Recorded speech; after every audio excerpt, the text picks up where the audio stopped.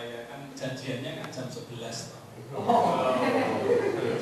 Itu para pesan. Iya, dipanjangkan sedikit supaya. Saya tadi mengamati ini sambil berdiskusi, ini yang paling banyak kulit kacangnya siapa, itu yang paling banyak menumpuk dosa itu.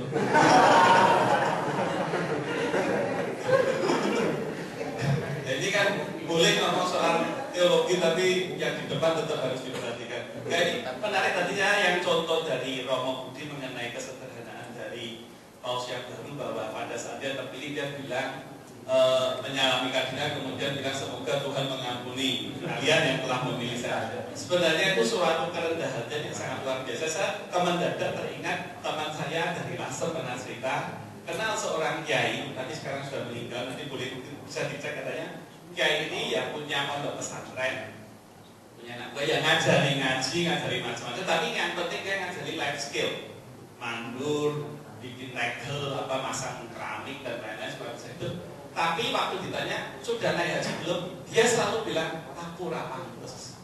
Saya tidak pantas Mas ya.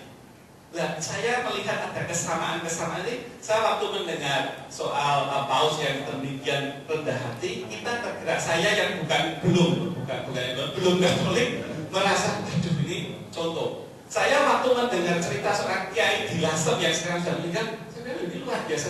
Bahkan sampai meninggalnya pun dia merasa saya belum pantas naik haji. Yang padahal dia sudah banyak melakukan, mungkin melebihi orang yang sudah 2, 3, 4 kali, 5 kali naik haji mungkin.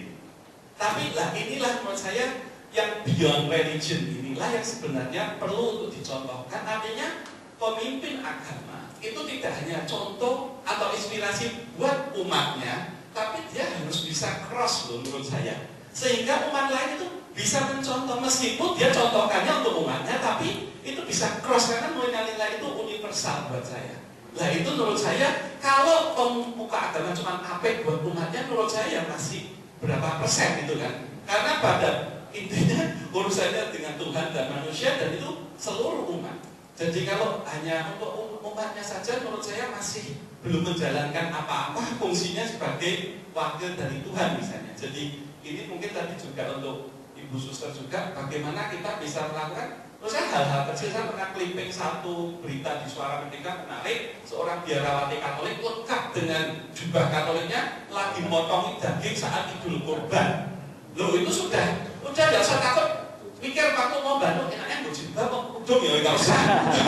Sudah tunjukkan saja, mau yang dilihat bukan jubahnya. Nah itu yang menurut saya harus dimulai dipertontonkan oleh siapapun yang omangku agama di sini. Kalau saya boleh mengutip mudah-mudahan dulu, Khairunas anfa uhulinas kan.